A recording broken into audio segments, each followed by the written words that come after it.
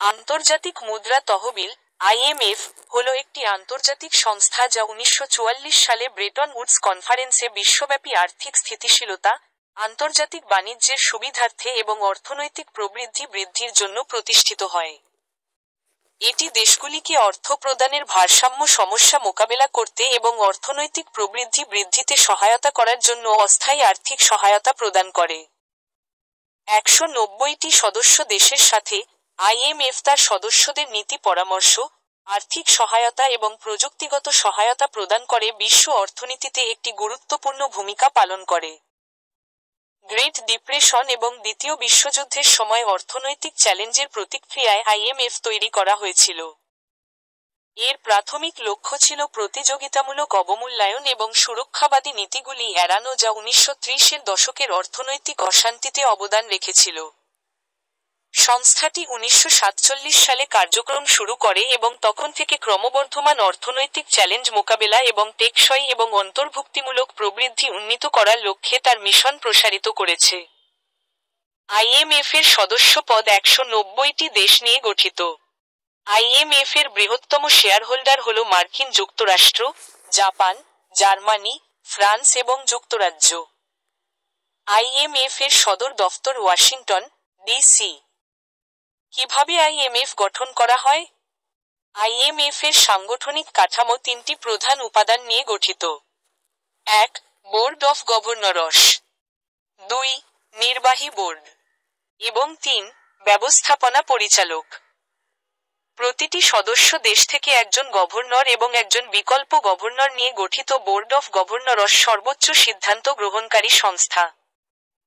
নির্বাহী board IMF এর দৈনন্দিন কার্যক্রম পরিচালনার জন্য দায়ী, 24 জন পরিচালকের সমন্বয়ে গঠিত যারা দেশের গোষ্ঠীর প্রতিনিধিত্ব করে। নির্বাহী বোর্ড কর্তৃক নিযুক্ত ব্যবস্থাপনা পরিচালক আইএমএফ এর দৈনন্দিন কার্যক্রম তত্ত্বাবধান করেন এবং এর প্রধান মুখপাত্র হিসেবে কাজ করেন। আইএমএফ এর কর্মীরা সারা বিশ্ব থেকে প্রায় 2400 জন লোক নিয়ে গঠিত। সদস্য দেশগুলিকে প্রযুক্তিগত সহায়তা প্রদান এবং আইএমএফ এর ঋণ কার্যক্রম পরিচালনার জন্য কর্মীরা দায়ী। আইএমএফ এর মূল কাজগুলো কি কি? নজরদারি আইএমএফ আর্থিক স্থিতিশীলতার সম্ভাব্য ঝুঁকি চিহ্নিত করার জন্য তার সদস্য দেশগুলির অর্থনৈতিক ও আর্থিক নীতিগুলির পাশাপাশি বিশ্বব্যাপী অর্থনৈতিক উন্নয়নগুলি পর্যবেক্ষণ করে। এই নজরদারি প্রক্রিয়ার সাথে সদস্য দেশগুলির সাথে নিয়মিত পরামর্শ জড়িত, যা আর্টিকেল আইভি পরামর্শ হিসাবে পরিচিত, এবং বৈশ্বিক অর্থনৈতিক দৃষ্টিভঙ্গি মূল্যায়নকারী বিভিন্ন প্রতিবেদনের প্রকাশনা। আর্থিক সহায়তা আইএমএফ অর্থ প্রদানের ভারসাম্য সমস্যা বা অন্যান্য অর্থনৈতিক সংকটের সম্মুখীন সদস্য দেশগুলিকে আর্থিক সহায়তা প্রদান করে। এই সমর্থনটি সাধারণত ঋণদান কর্মসূচির মাধ্যমে প্রদান করা হয়, যা স্ট্যান্ড বাই অ্যারেঞ্জমেন্টস বা এক্সটেন্ডেড ফান্ড ফ্যাসিলিটি নামে পরিচিত, যা ঋণগ্রহীতা দেশের অর্থনৈতিক সংস্কার বাস্তবায়নের উপর নির্ভরশীল। প্রযুক্তিগত সহায়তা এবং সক্ষমতা উন্নয়ন আইএমএফ সদস্য দেশগুলিকে তাদের প্রতিষ্ঠানগুলিকে শক্তিশালী করতে, সুষ্ঠু অর্থনৈতিক নীতি প্রণয়ন করতে এবং তাদের পরিসংখ্যানগত তথ্য উন্নত করতে সহায়তা করার জন্য প্রযুক্তিগত সহায়তা এবং সক্ষমতা উন্নয়ন সহায়তা প্রদান করে।